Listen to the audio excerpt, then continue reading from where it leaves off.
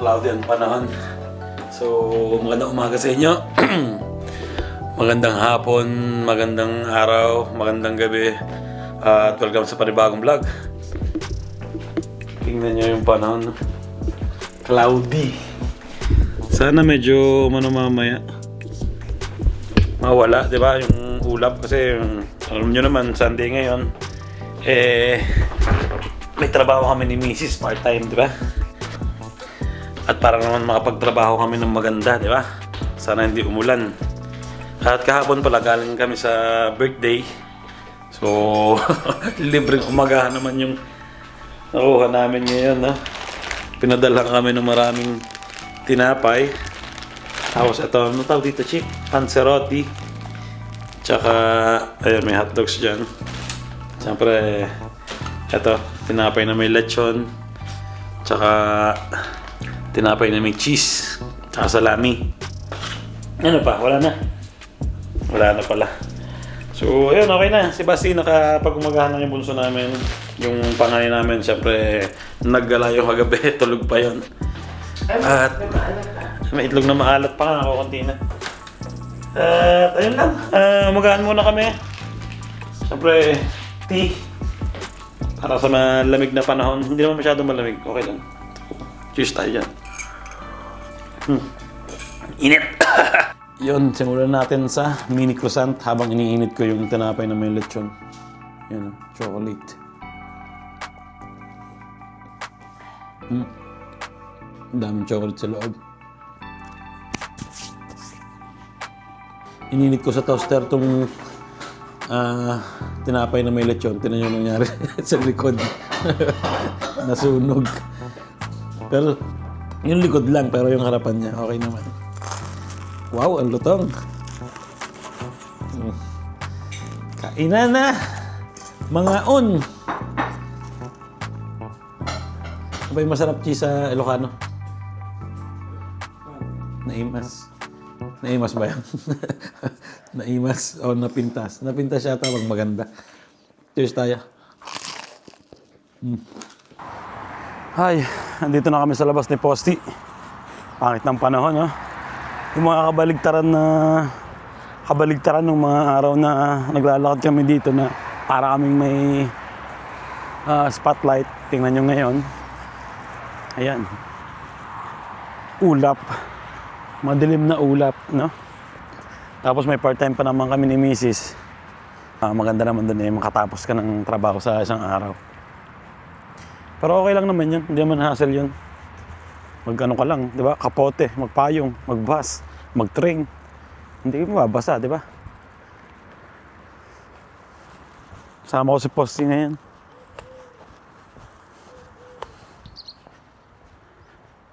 Ang ganda ng kulay ng kapaligiran pag ganitong autumn o autumn. Naglalaglagan na yung mga dahon ng puno Gusto na umuwi ni Posty kagad. Ha?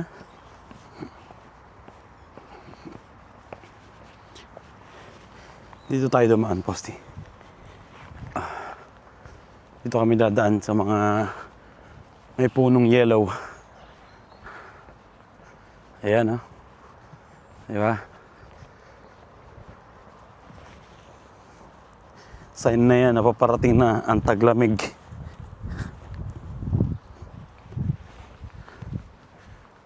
Nakakalbo na yung mga puno. Ayun, pauwi na kami ni Posty. Anong oras na? 9:18. Dapat yan, 10:18 Nag-adjust na kasi yung oras ngayon. Pag ganito magtataglamig na, yung oras umatras. Imbis na alas 10 ngayon, ng umaga, alas 9 pa lang. 1 hour yung ina-adjust. Kaya, mas mahaba matulog, di ba? +1 hour. Ay! Trabaho na, part-time. Mukha namang hindi uulan yan. Sana wag umulan. Meron namang ching Euro chocolate? Tingnan natin sa sentro mamaya kung may start na nung event dito ng Euro chocolate. Puro chocolate dun sa kalsada na yon sa sentro. Pero mahal pa rin yung presyo. Ay, chocolate festival.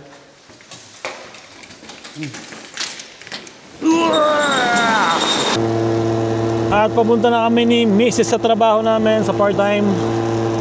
So, sa isang linggo pa pala sa sweldo. Ay. Ultimo OG na. Last na ngayon, tapos sweldo sa isang linggo. Na-harvest na siguro yung oil dito, na yung mga olives. Halos wala na wala nang bunga. Yun yung mga mga trabaho na pwede yung kuhanin pag kakarating nyo lang ng Italy. Mga ganan. Makuha ng olives.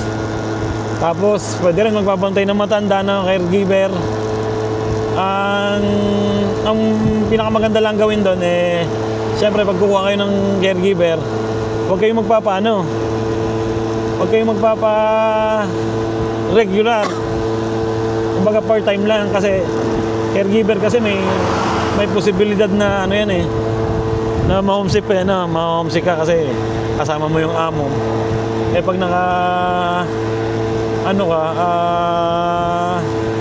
regular, mahirap iwanan, pwede kang mareklamo.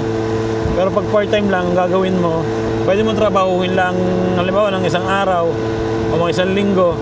Tapos pag na-homesick ka, pwede mo siyang hindi napasukan. Pero pag regular, mahirap kasi iwanan mo yung trabaho na kailangan naman dito pag iiwanan mo, meron ka dapat ipapalit. Yung madaming bunga na. Yung mga pwede mong kuhanin dito pagkakarating mo lang ng Italy. Pero kailangan marunong ka rin magsalita pag magke-caregiver ka.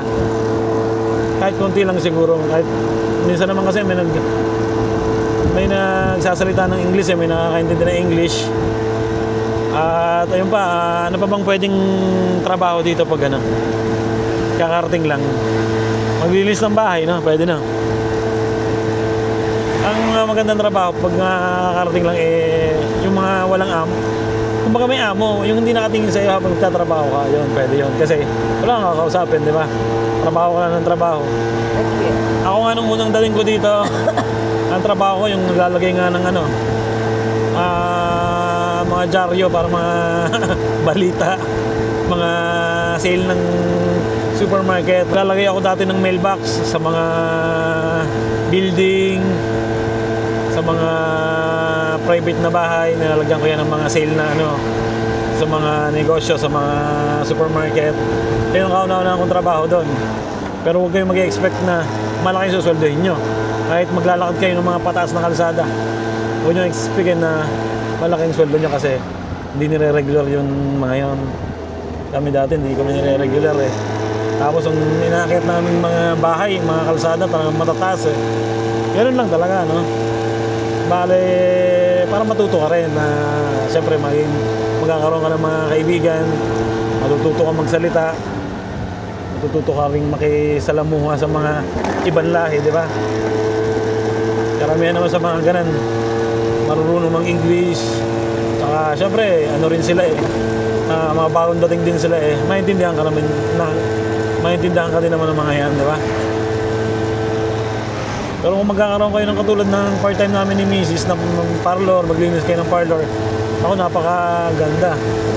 Kasi walang amo nanonood sa'yo. Di ba? Yung amo namin, minsan lang namin nakikita Pupunta lang yun mga kalahating oras, isang oras, aalis na.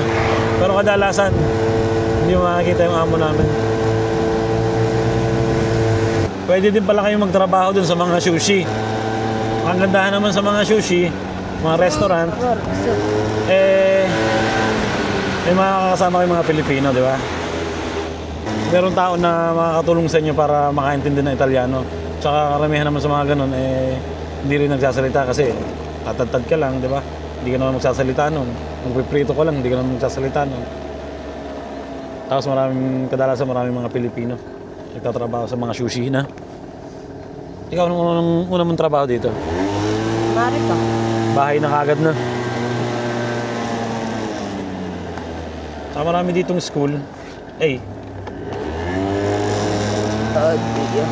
Saka maraming school dito na nagtuturo ng language katulad sa malapit sa bahay namin. Libre ba yun? Oo. Libre yun. Pwede kang mag-aral ng language. Di ba? Pero parang napapansin ko sa mga karamihang Pilipino, hindi na masyado nag-aaral. Eh kasi sa trabaho na inato. Trabaho lang ng trabaho. Doon na nga natututo sa trabaho. Katulad ko, hindi naman ako nag-aaral. Aral. Eh po hindi, wala naman din nakakausap. Pumasok yata akong 2 beses. Tapos, ang ginawa kasi sa akin, nag-aaral ako. Pinapunta ako sa unahan ng teacher. Pinagpapanggap ako na nagbebenta ng mga gamit. Ayun. Hiyang-hiya ako. Kinabukasan hindi na ako pumasok. Pero tsaga-tsaga lang naman, di ba? Tapos ngayon, may mga cellphone na, may mga translate na. Di ba? Pwede ka nang doon mag-aral. Ang dami na rin mga TikTok o Reels na mga nagtuturo ng language na Italian, di ba? Hindi na mahirap ngayon. Depende na lang sa'yo kung makikinig ka, di ba? So yun, malapit na kami sa aming part-time. November 1 na. Napatapat pa ng Sabado. Tapos kadalasan, November 2, wala rin kaming pasok. November 1, pwede Napatapat naman ng Sunday. Ama. Pero sa amin naman, ano kami, bayad pa rin kami kahit Sabado na patapat yung November 1. November 1. Ano? Pagkatapos kung mag-part-time sa amo ni Jenny, pwede tayo magtrabaho na dyan. Tapos diretso tayong piyera. Pwede rin. Dito mo ngayon ko lang yan.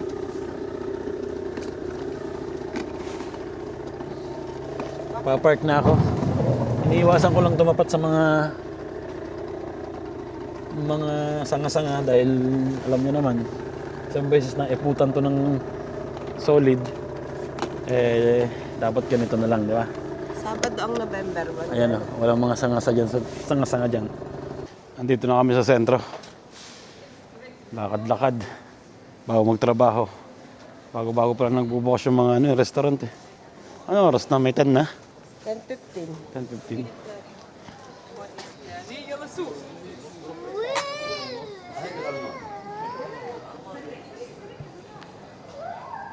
Sana hindi umulan pa uwi.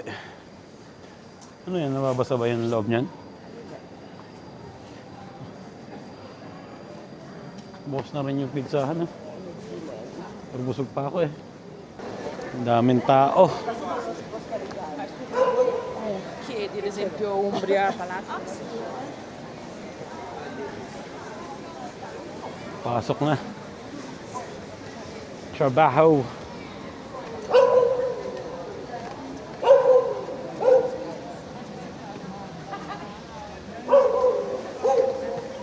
Nag-elevator pa talaga eh. Sa tambewang ko.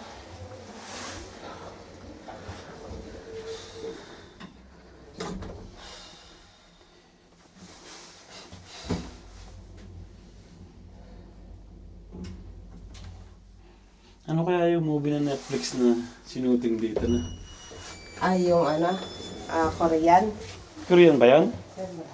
Meron kasing movie sa isang Netflix. May movie sa Netflix na dito sinuting sa taas ng building na to. Pero hindi ko alam kung anong title. Napanood na. Mukhang English eh. Mukhang English yung mga bida. Yun lang. Trabaho na kami. Nandito na kami. Yung Korean. Ha? Yung Korean. May Korean ba rin dito? So yung pumunta pa sila dyan Ay, tapos na kami magtrabaho. Uwi na. Luto ng pasta. Pasta daw yung kakainin namin ngayon. At pahinga, di ba? Let's go! Hallelujah. Pahinga ngayon. Init ngayon. Sarap manguha ng kastanyas na. Wala ba diyang mga puno ng kastanyas? Pwede natin panguhanan. Ayun, tapos na kami magtrabaho ni Mrs. Pabalik na sa bahay. Luto naman. Pasta. Pasta naman yung lulutuin namin ngayon.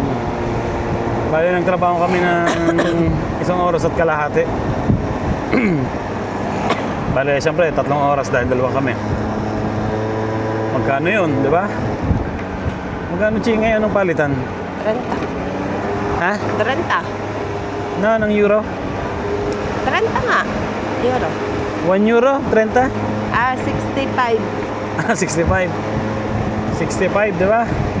Di meron ka lang ng 650 plus 300, 900, di ba? Isang oras at kalahati.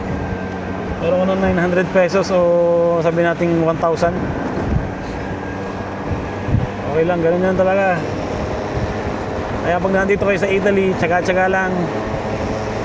At syempre, matututunan nyo rin kumita ng malaki, di ba? Ganyan naman talaga. Sa baba muna mag-umpisa ng pataas. Di ba, Chi? Buti hindi kami inabot ng ulan. Di ba siguro ulan yan, no? Maganda eh. Sarap ng panahon eh. So, 20%. Hindi malamig, hindi mainit. Autuno. Ito yung autuno na tinatawag.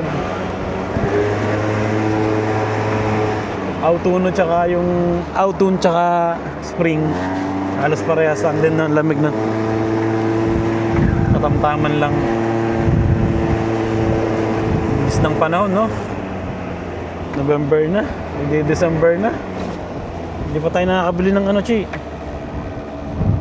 Ng Christmas tree. Ha? Yeah.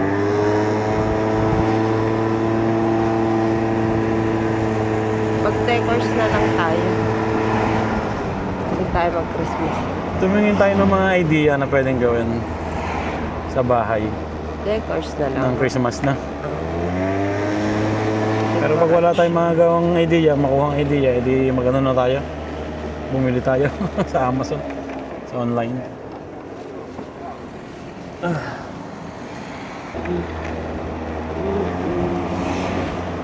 Ayun, nandito na kami sa aming street. Ay. Makapagpahinga na. Maaga pa na. Anong oras na? 12 siguro na. Nasaan kaya ang dalawa nandyan? Si Basti ba lumabas? Ayun na si Marcos. Tapos nandiyan pa. Nandiyan pa. 55 na. Ito na kami sa bahay. Si Kuya nandito pa. Pero may pasok siya ng alas 12. Ciao! Si Bunso siguro nag-aaral, nagagawa ng assignment niya. Ay.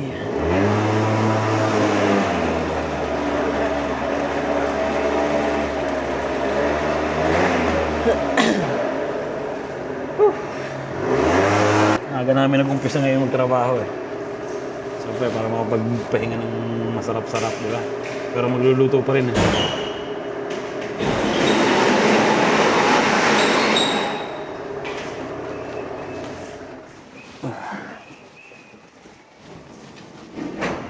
Wala ba yung trabaho? Ano yung trabaho si Kuya? Ciao.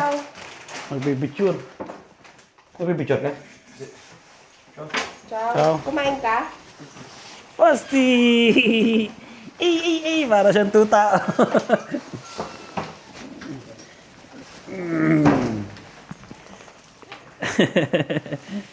Oh, sarap ah!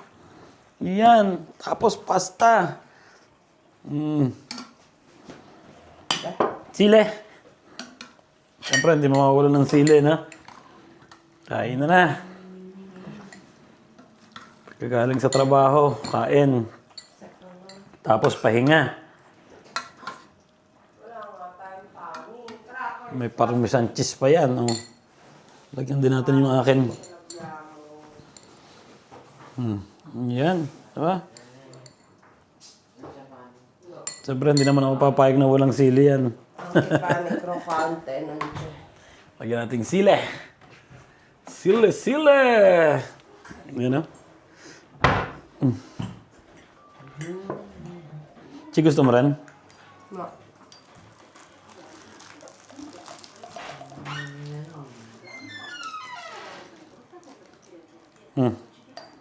Okay na. Thank you, Lord.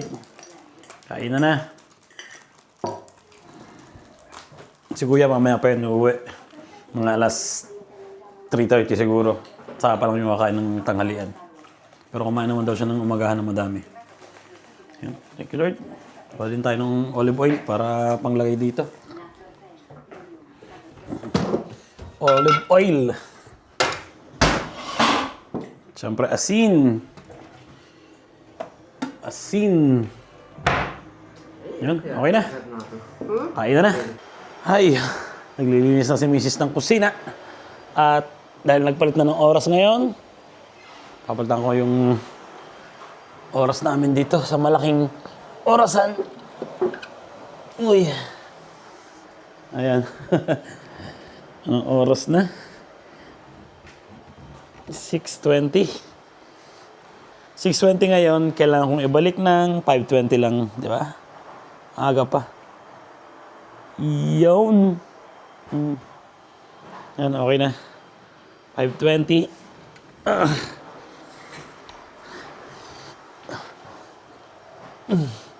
Sana wag bumagsak.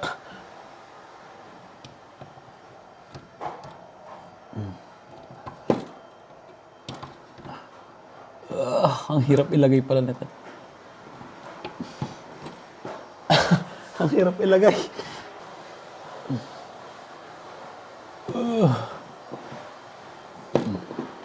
Ayun, okay na.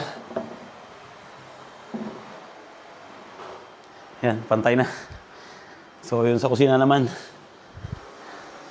Kailangan na-adjust lahat ng relo eh. Di ba? Yun. Kailangan upuan.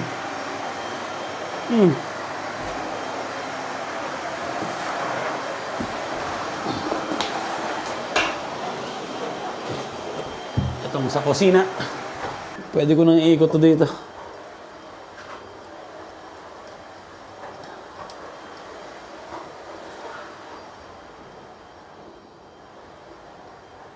Ayan. 5:20. Ay, dito naman.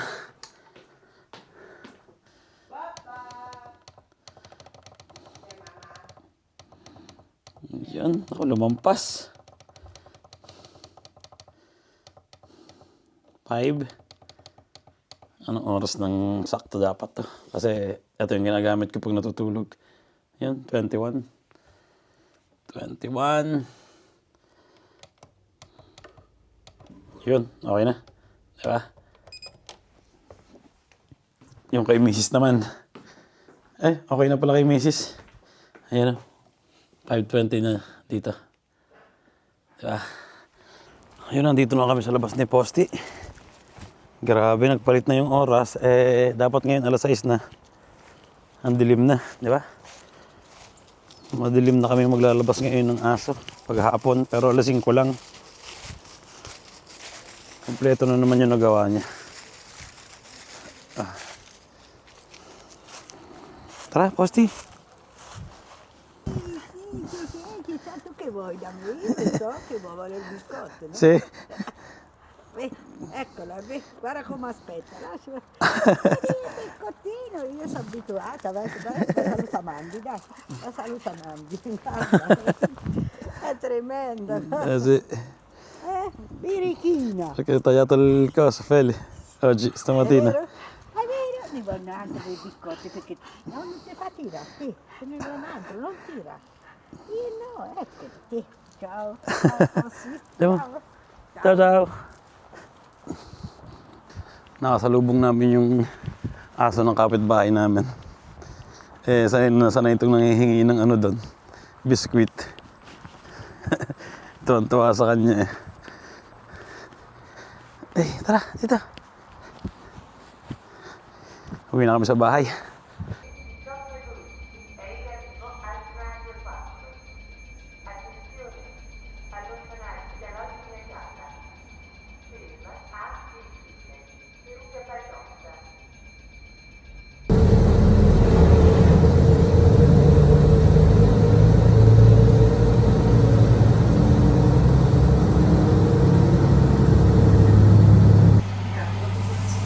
Yun! Ay, siya ka!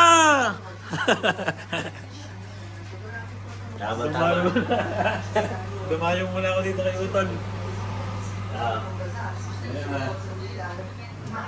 Masarap na sarap yan. Tama-tama yan. Pampainis sa malamig na panahon. Tsaka ito, oh. Ay, ayun na, nandito na ako sa bahay. Ayan, ang niluto ni Mrs. Hapunan. 10:30 na. At ngayon ako maghahapunan kasi nga galing ako doon sa kapatid ko. Nag-chill-chill kami ng konti. Init muna ako ng ano. Yan. Niluto ni Mrs. na hapunan. Ngayon lang ako maghahapunan, alas 10. Pero okay lang yun, di ba? Alas 8 pa naman yung pasok ko bukas. So, ang sarap pa ganito. Pabati muna tayo ngayon. Shoutout sa'yo, JR Cabrera ng minamasok. Edmonton, Alberta, Canada. Ayan, pag kami citizen dito, Italian citizen, balak namin pumunta dyan ng family sa Canada. Kasi yung family ni Mrs. Maraming kamag-anak dyan sa Canada. Ready na yung aking hapunan. So, kakain na ako. Kita-kita tayo sa susunod na vlog. Ingat palagi at God bless sa inyo lahat.